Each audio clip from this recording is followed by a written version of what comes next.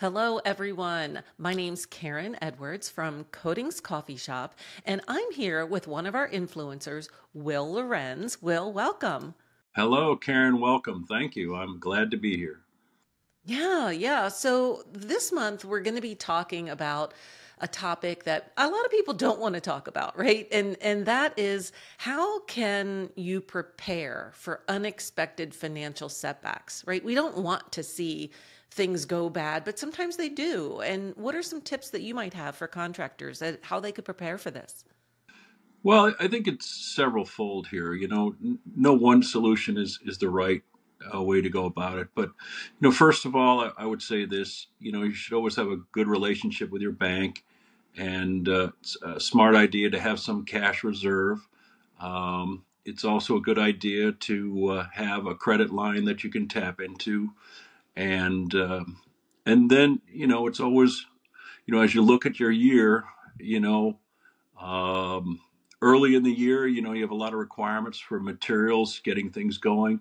Towards the end of the year, it's more about collections and finishing work. And, financial challenges can be really related about just getting jobs done. So, you can, uh, do things with regard to your contract that you establish with your client to try and protect yourselves, encouraging earlier payment. I think I saw something recently from a roofer out of Los Angeles that was talking about 50% payment, and they were trying to get their materials up front and then, working on financing things. So, cash flow is usually always about what you have to pay vendors and employees and taxes, and then, what you collect from your customers on finished work. And so, you know, prepayment discounts to people if you need to get cash right away. Talk to your people. Hey, we'll give you a little discount if we can get paid up front, or get a segment paid earlier. Many times I find that roofers can be challenged by getting their paperwork in on time to people and meeting the cycle of billing.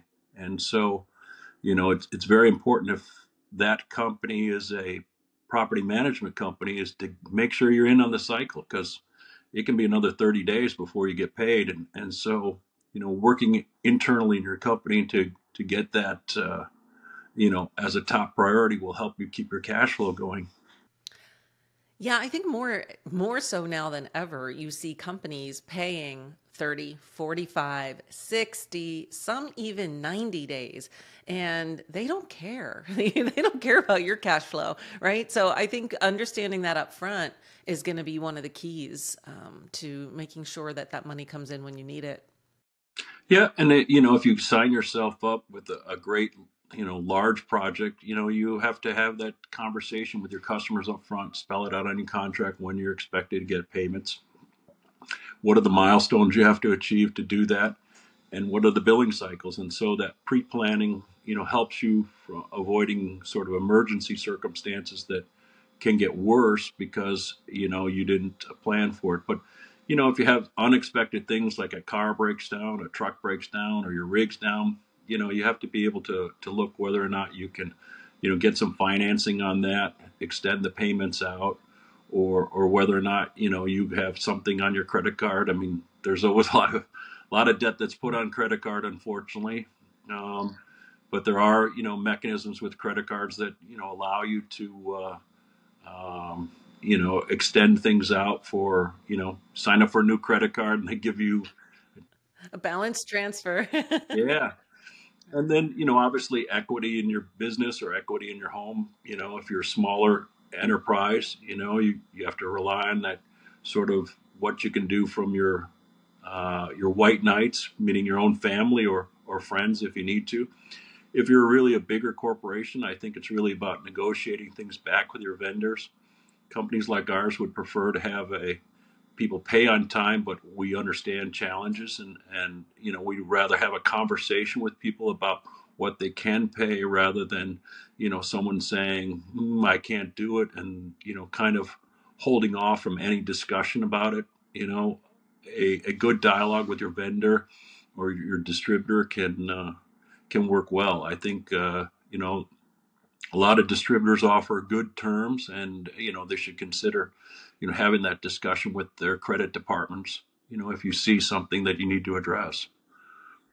It sounds like it really comes down to relationships with your distributors, with your manufacturers, with your lenders, with your family and business associates. It's funny how it all comes back to that.